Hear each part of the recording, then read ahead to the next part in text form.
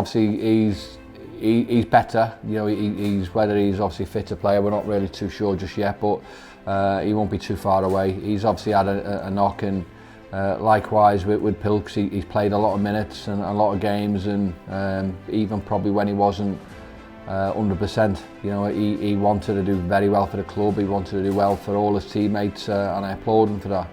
But I think from day one, since we've been at this club, Pilks has been outstanding. He's been a real standout player, and he loves playing for the club. You know, he loves playing. You know, he loves putting in a shift. He loves working hard. So sometimes we have to rein him in, and we have to tell him to be careful, because obviously we want him to be ready for the long term. So if it means missing out a few matches, then so be it. But you know, the important thing is he will be back soon. Hopefully it's pretty quick, and he'll be back playing, and hopefully scoring goals for us pretty soon. Therefore, this one is from Uttar Bongo Shangbad. If you had Bright Enobakare from the start of the season, would the team be better placed at the halfway stage? Yeah, well, it's a loaded question. I think obviously when you are a team and you've not got the results you want, and someone comes in and does remarkably well, scores great goals, then of course them questions will be getting asked.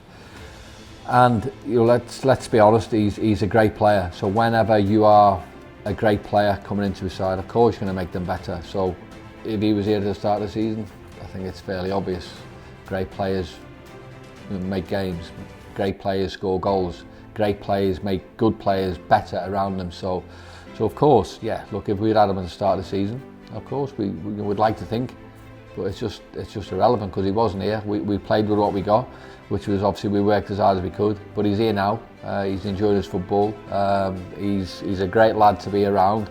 You know, the lads love him, and more importantly, I think you know, the lads are playing well under him as well. You know, that's what we want. That are the final two questions. This one is from ABP. As you approach the second leg, is there a target you have in mind? No, look, we have a target ourselves, which obviously we want to hit, and hopefully we'll be doing that.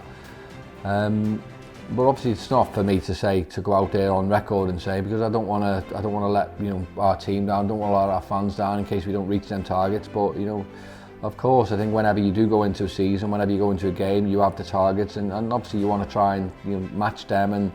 And all we need to do is keep doing what we're doing. Keep playing as well as what we can, keep competing in games. Look, we've done that. You know, we've done that from the start of the season, regardless of what people think about the results.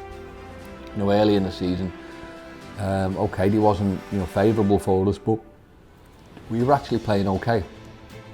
I think we've proved we can compete. We've proved that we can play, you know, against some of the good teams in this league, and that's what we want to continue. So obviously the target is the next game.